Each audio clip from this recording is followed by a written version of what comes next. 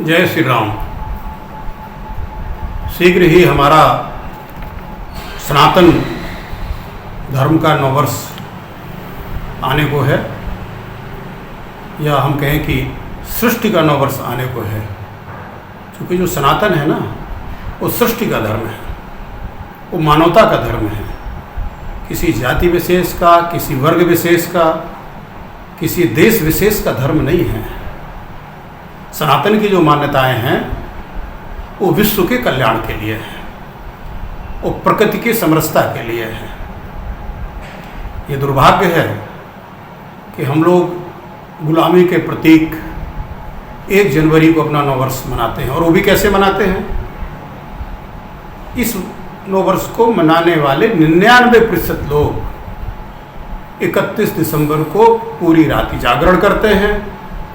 उस जागरण के दौरान क्या क्या करते हैं, मुझे एक एक चीज़ का वर्णन करने की आवश्यकता नहीं है। और मज़े की बात, 1 जनवरी को नववर्ष तो मानते हैं, लेकिन 31 दिसंबर को रात भर जग करके और 1 जनवरी को सो जाते हैं, या बड़े विलंब से उठते हैं, और फिर शुरू होता है happy new year, happy new year, happy new year भेजना। ठीक है, हम मानते हैं सबको, सबका आदर करते हैं, सबकी भावनाओं का आदर करते हैं, सबके आयोजनों का आदर करते हैं, लेकिन इस चक्कर में हम अपने को भूल जाएं, अपनी संस्कृति को भूल जाएं, अपने माता पिता को भूल जाएं, अपनी भाषा को भूल जाएं, अपने भाव को भूल जाएं, अपने संस्कार को भूल जाएं। ये कहाँ की बुद्धिमानी है। एक कवि को मैंने सुना था, करते हैं तन मन से बंधन जन गण की अभिलाषा का, करते हैं तन मन से बंधन जन गण मन की अभिलाषा का, अभिनंदन अपनी संस्कृति का, अभिनंदन अपनी भाषा का।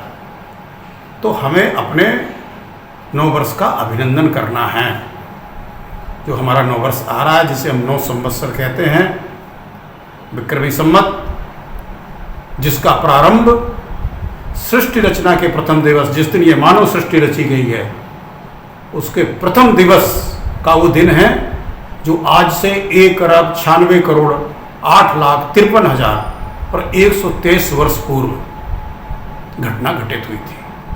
यानी इतने समय पूर्व जो सृष्टि की रचना हुई थी, मैं फिर रिपीट कर दूं, 1,96,08,53,123 वर्ष पूर्व, उस दिन को हम नया संवत्सर मनाते हैं।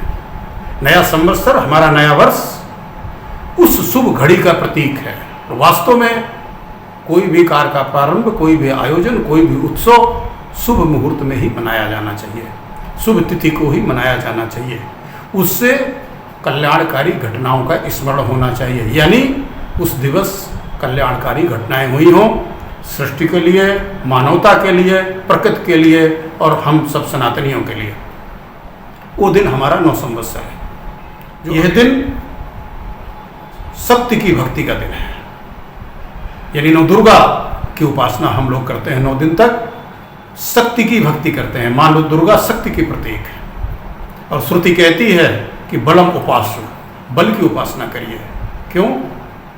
क्योंकि शास्त्र हमारे ये भी कहते हैं कि जिन व्यक्तियों का उत्पीड़न किया जाता है, जिनको सताया जाता है, वो भी पाप के भागी होते हैं, पापी के साथ साथ। क्यों?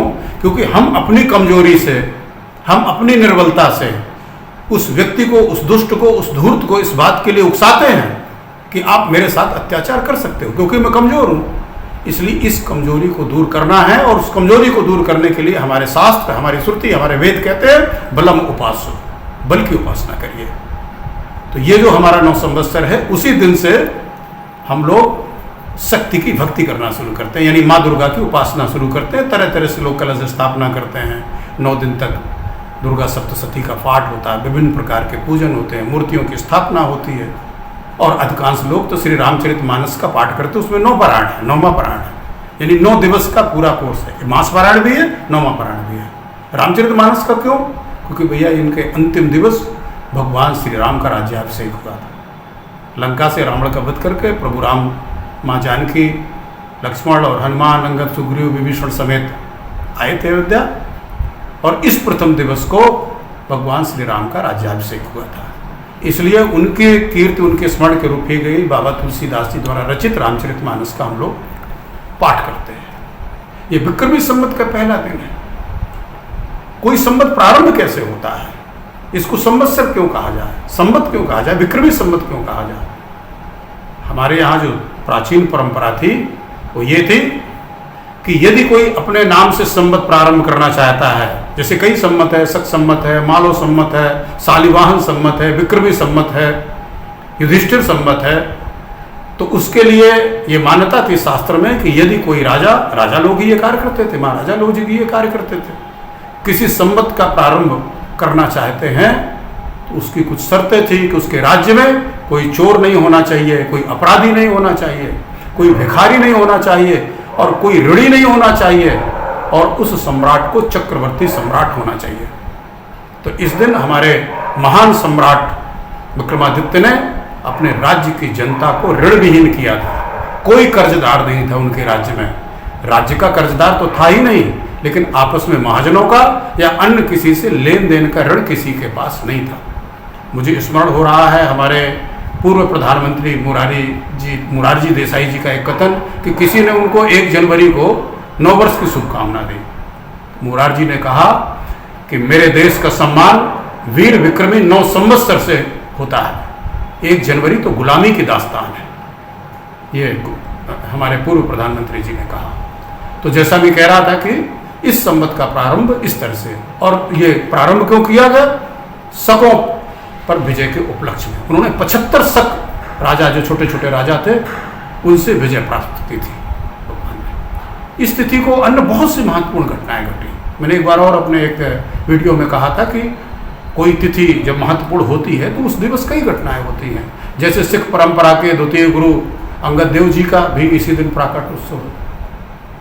और सनातन समाज को, हिंदू समाज को श्रेष्ठ यानी आर्य बनाने के लिए दयानंद सरस्वती जी ने इसी दिवस आर्य समाज की स्थापना की। उनका ये कहना था कि सभी लोग, आर्य का तात्पर्य होता श्रेष्ठ, तो श्रेष्ठ समाज हो। और सिंधी समाज के रक्षक संत झूलेलाल जी का भी आज के दिन जन्म दिवस है। तो जैसा मैंने कहा कि कई घटनाएं घटी, और इसी दिवस जो है महाराजा शालिवाहन ने शकों को पराजित किया था, तो इस वजह से इसको शालिवाहन संवत भी कहते हैं।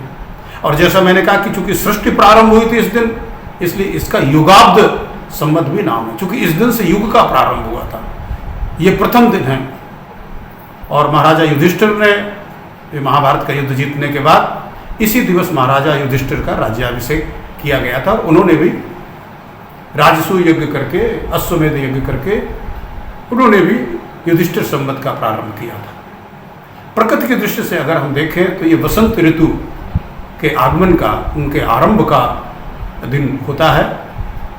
ना बहुत अधिक गर्मी होती है, ना सर्दी होती है। हालांकि हम लोगों ने प्रकृति के साथ बहुत छेड़छाड़ कर ली है, प्रकृति इसका बदला लेगी। आप जिसके साथ छेड़छाड़ करोगे, जिसे परेशान करोगे, नष्ट भ्रष्ट करोगे, वो आपको भी नष्ट भ्रष्ट करेगा।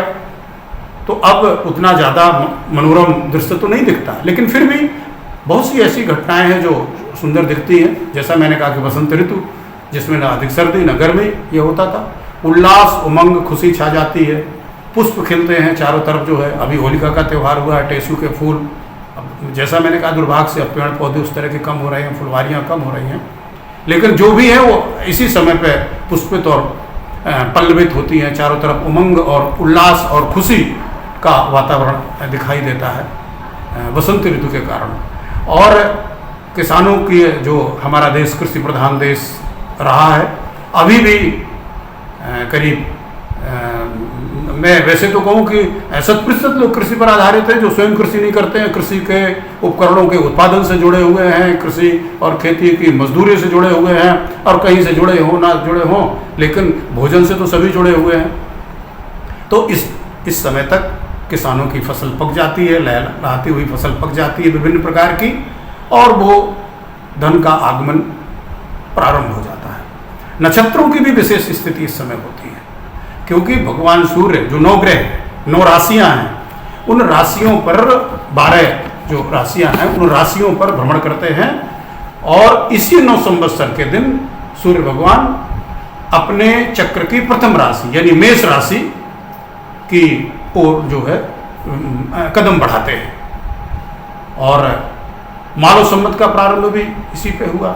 आपको ये जानकर के आश्चर्य होगा कि महाराजा विक्रमादित्य, जिनके नाम पर यह विक्रमी संवत प्रारंभ हुआ, इतने प्रसिद्ध क्यों थे? इतने बड़े महाराज होने के बाद, जनता पर इतना बड़ा उपकार करने के बाद भी वो महाराज भूमि पर शयन करते थे, राज्य की किसी भी सुख सुविधा का उपयोग नहीं करते थे। ऐसे व्यक्ति का स्मरण, ऐसे महापुरुष का स्मरण, ऐसे दैव पुरुष का स्मरण भी इस दिवस को करना आवश्यक है। इस दिवस, वैसे जो हमारी सांस्कृतिक परंपरा है, हम अपने महापुरुषों की जयंतियाँ, उनका स्मरण, उनके प्राकट्योत्सव, उनके जन्मोत्सव सनातन तिथियों से ही तो मनाते हैं। फिर 9 वर्ष हम क्यों ना मनाएं सनातन तिथि को? हम श्री रामनवमी सनातन तिथि से मनाते हैं, अंग्रेजी तारीख से तो मनाते नहीं। भगवान कृष्ण का जन्म जन्माष्टमी को मनाते हैं, भादो मास की। इसी प्रकार से जितने भी हमारे महापुरुषों की जयंतियां हैं, चाहे परमात्मा की जनता हो, राम जी की, कृष्ण जी की, बुद्ध की, महावीर की, शंकराचार्य जी की, गुरु नानक की, महर्षि दयानंद की, ये सारी तिथियों को जब हम सनातन पद्धति से मनाते हैं, सनातन मकर संक्रांति हो, पंचमी हो, ये त्यौहार भी हमारे जितने भी हैं, दीपावली हो, दशहरा हो, होली हो, दिवाली हो, तो फिर हम अपना 9 वर्ष क्यों नहीं सनातन पद्धति से मनाएंगे? ऐसी कौन सी विडंबना है, ऐसी कौन सी गुलामी है, ऐसी कौन सी मजबूरी है? इसलिए मैं सभी सनातनियों से, सभी हिंदू भाइयों से और मैं विश्व के सभी नागरिकों से, चूंकि ये दिवस सूर्य अकेले भारतवासियों का नहीं है, सनातनियों का नहीं है, सत्य, धर्म और न्याय अकेले भारतवासियों के और सनातनियों के लिए नहीं है, तो मानव मात्र के लिए है। तो सभी को इस तिथि का आयोजन, भले हमारे भूभाग में नहीं रहते हैं, भले वो प्रकृति का उतना आनंद उनको यहाँ नहीं प्राप्त होता होगा, लेकिन जहाँ भी रह रहे हैं वहाँ हमसे जुड़े, हमारे भाई बंधु, हमारे परिवार अब तो पूरे विश्व में रह रहे हैं, तो वो इस दिवस पर अपने घरों को सजाएं, बंधनवार से सजाएं, रंगोली लगाएं, दीपक जलाएं, ध्वज फहराएं सनातन धर्म का, एक दूसरे को शुभकामनाएं दें सोशल मीडिया के माध्यम से, फोन करके, और इस दिवस के बारे में जो 4 लाइन लिख सकते हैं। आजकल सोशल मीडिया में बहुत से सामग्री इस पर उपलब्ध है। और आपको पता होगा कि जब सृष्टि का प्रारंभ हुआ तो पहले तो सतयुग प्रारंभ हुआ, वर्तमान में हम लोग कलयुग में जी रहे हैं। ब्रह्म पुराण में इसका जिक्र मिलता है कि चैत्र मासे जगत ब्रह्मा समग्र प्रथमे अहानि शुक्ल पक्षे समग्रे तु सदा सूर्यो दसति, यानी ब्रह्मा जी ने इस दिन सृष्टि की रचना प्रारंभ की, सतयुग का प्रारंभ हुआ। यदि हम इस दिन को अत्यंत उत्सव से, अत्यंत पवित्रता से, अत्यंत समर्पण से परमात्मा के स्मरण करते हुए मनाएंगे, अपने बंधुओं को, अपने परिजनों को, अपने देशवासियों को, अपने मित्रों को इसकी शुभकामना देंगे, तो निश्चित रूप से सतयुग का अवतरण होगा। जितनी भी विडंबनाएं व्याप्त हैं, जितनी भी विसंगतियां समाज में व्याप्त हैं, जिस वजह से हर परिवार, हर समाज कहीं ना कहीं दुखी है, अपने बच्चों के कारण, अपनी स्थिति के कारण, अन्य जो व्यवस्थाएं इस संसार में चल रही हैं भेदभाव के, उस सब के कारण, उसका अंत होगा।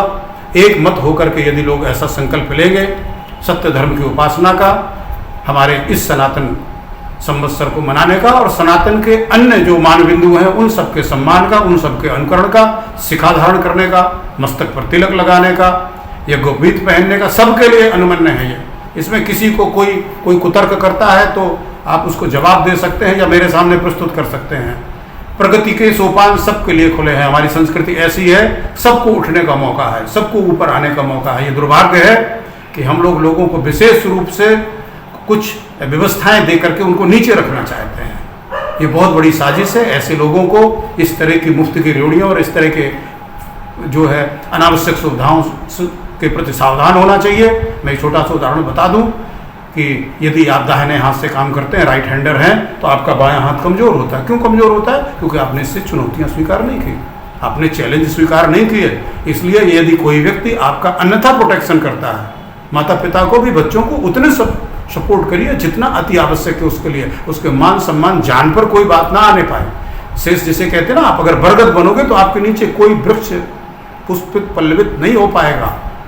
उनको संघर्ष करने दीजिए, उनको समस्याओं को झेलने दीजिए, उनको संस्कार दीजिए, उनको समझाइए, उनको विद्या बुद्धि और बल प्रदान करने कराइए, लेकिन समस्याओं को झेलने के लिए उनको प्रस्तुत करिए, चुनौतियों को उन्हें सामना करने दीजिए, उनको घर के कार्यों में हाथ बटाने दीजिए, सामाजिक कार्यों में उनको ले जाइए, सामाजिक कार्यों सत्संगों में उनको भेजिए, उनको दुनिया के बारे में बताइए, उनको अच्छी पुस्तकें पढ़ने के लिए कहिए।